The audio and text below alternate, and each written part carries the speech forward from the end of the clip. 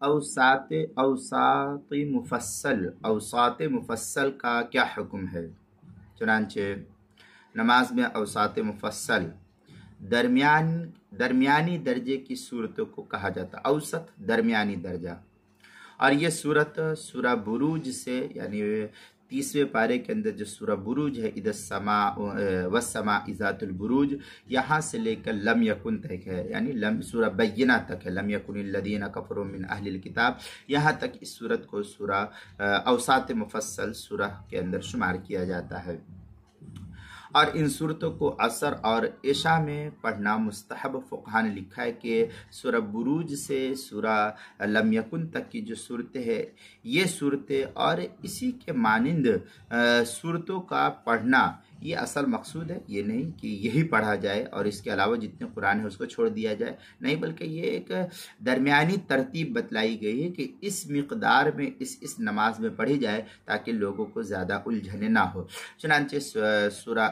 عصر کی نماز میں سورہ عصر اور عشاء کی نماز میں سورہ بروج والسماء ذات البروج سے لے کر کے کیا نام ہے سورہ لم یکن تک جو ہے سورہ بینہ تک کی صورت کو پڑھنا یہ مستحب فقہا نے نقل کیا ہے۔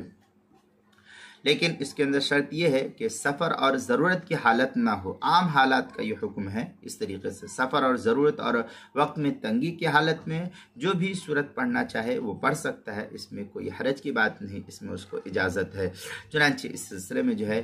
کافی تفصیل سے فتاوی ہند کے اندر نقل کیا ہے، سننھا حالت الاضطرار فی السفر وهو ان يدخله خوفا او عجلہ فی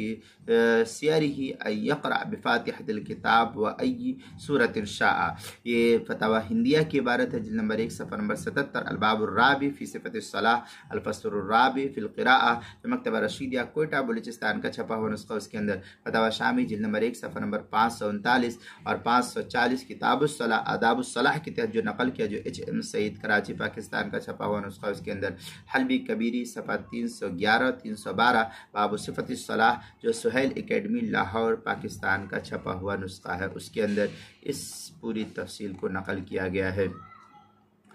اسی طریقے سے نماز کے مسائل کا انسائکلوپیڈیا جلد نمبر 1 صفحہ نمبر 191، حروف تہجی الف عنوان ہے اوساط مفصل، اس کے تحت جو ہے اس کی وضاحت نقل کی گئی ہے، ہاں بھی دیکھ سکتے ہیں۔